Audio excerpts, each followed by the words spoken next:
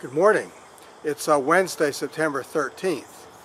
After attending the Seafood Summit in Hong Kong and visiting fish and shrimp farms in southern China, I wanted to give you a perspective on how the NGO approach to sustainability might play out in China. Of course, China is the largest seafood market in the world if you take the internal consumption into account. And is the largest shrimp producer also. However, after the summit and after looking at some of the Chinese industry, it's really clear that the preferred model of the NGOs in the West, i.e. Build up a consumer movement demanding seafood sustainability and then try to hold retailers and other buyers accountable to this movement, it's clear that that approach is not going to really work in China.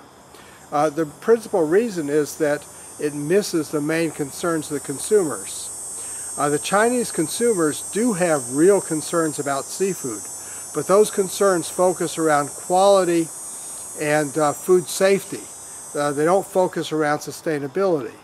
So because much of seafood production in China is aquaculture, any sort of gains in sustainability are going to be around sustainable aquaculture.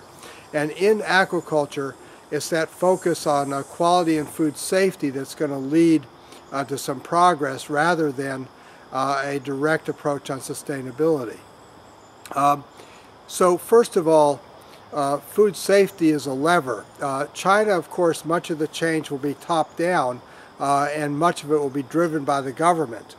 To the extent the government buys into the idea that improvements in water quality, improvements in sanitation management help the food safety of aquaculture production, there's going to be strong support. The other avenue in which I think there'll be some support is from the major buyers, companies like Walmart, Carrefour, McDonald's, Disney, all active in China.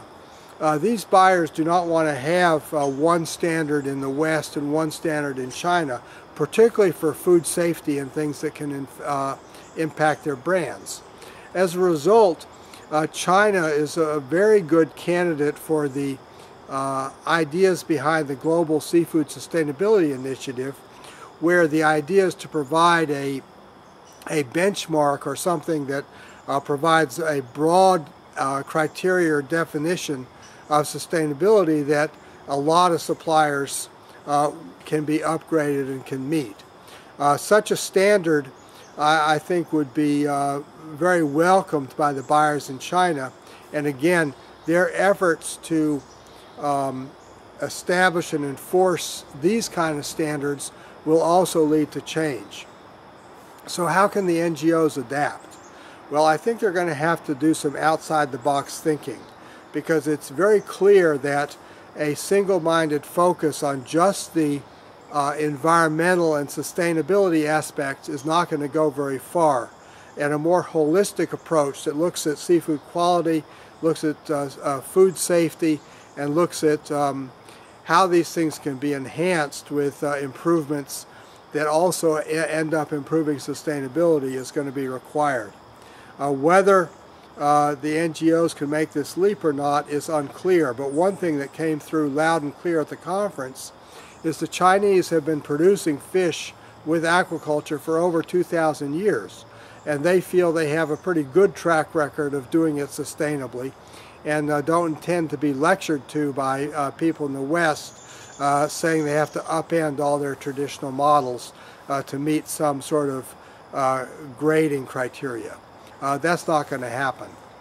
Anyway, in our report we delve into this in a little more detail. This is John Sackton in Lexington, Mass.